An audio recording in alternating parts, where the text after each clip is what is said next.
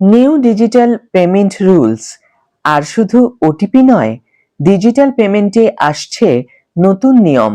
জালিয়াতি রুখতে আরবিআই এর মাস্টার স্ট্রোক।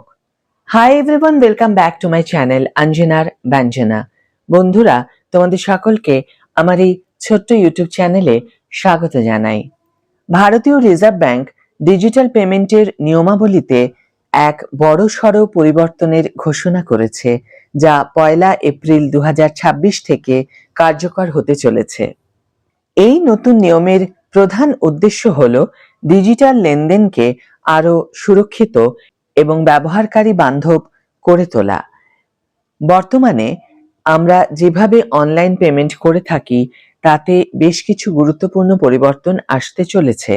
আজকের এই ভিডিওতে আমরা বিস্তারিতভাবে জেনে নেব এই নতুন নিয়মগুলি সম্পর্কে এবং এর ফলে সাধারণ মানুষের জন্য কি কি সুবিধা বা পরিবর্তন অপেক্ষা করছে সেই বিষয়ে।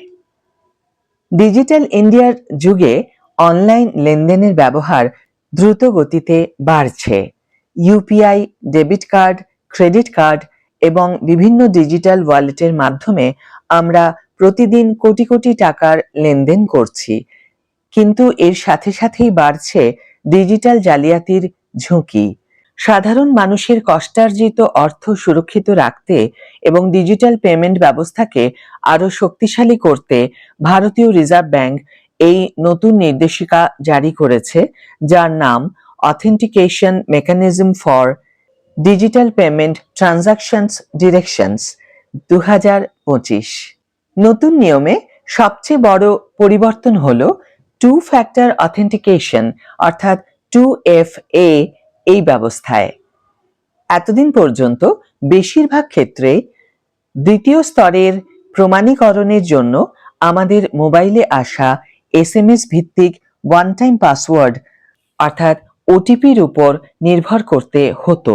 কিন্তু এখন থেকে ব্যাংক এবং অন্যান্য পেমেন্ট সংস্থাগুলি গ্রাহকদের জন্য একাধিক বিকল্প ব্যবস্থা রাখতে পারবে। একাধিক অথেন্টিকেশন বিকল্প। এখন থেকে SMS ওটিপির পাশাপাশি পাসওয়ার্ড, পাসফ্রেজ, পিন, হার্ডওয়্যার বা সফটওয়্যার টোকেন এবং বায়োমেট্রিক যেমন আঙুলের ছাপ, ফেস আইডি পদ্ধতির মতো বিভিন্ন বিকল্প ব্যবহার করা যাবে। এর ফলে গ্রাহকরা তাদের সুবিধা অনুযায়ী অথেন্টিকেশন পদ্ধতি বেছে নিতে পারবেন। 2. ডাইনামিক ফ্যাক্টর বাধ্যতামূলক।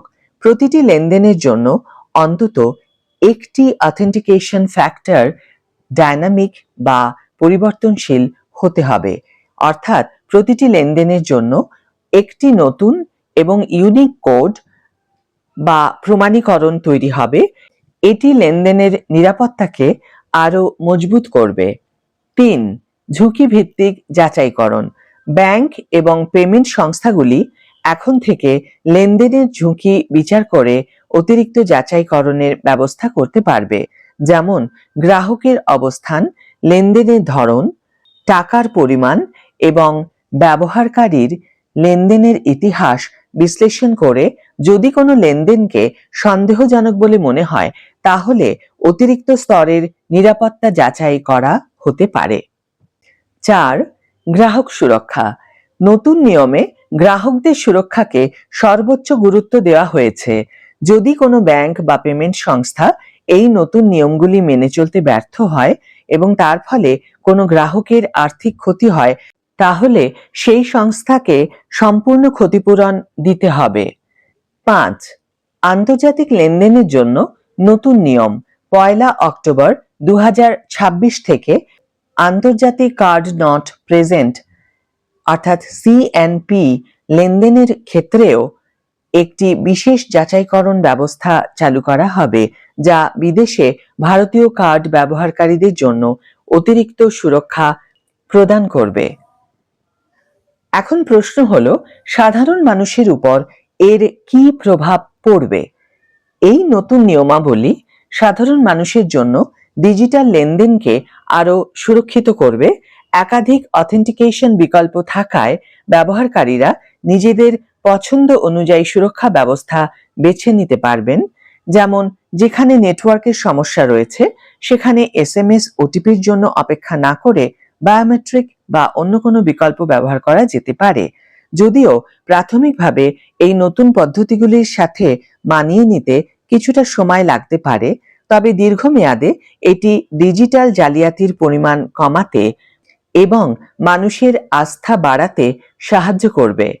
ভারতীয় রিজার্ভ ব্যাংকের এই পদক্ষেপ ডিজিটাল ভারতের ভবিষ্যতের জন্য একটি গুরুত্বপূর্ণ মাইলফলক। এটি কেবল ডিজিটাল লেনদেনকে সুরক্ষিত করবে না, বরং আগামী দিনে নতুন নতুন প্রযুক্তি এবং উদ্ভাবনের জন্য পথ খুলে দেবে। আজকের ভিডিও এখানে শেষ করছি বন্ধুরা। ভিডিওটি যদি কার্যকর বলে মনে হয়ে থাকে তাহলে অবশ্যই একটি ছোট্ট করে লাইক দিও, শেয়ার করো বন্ধুদের সাথে, কমেন্ট করে জানিও তোমাদের মতামত।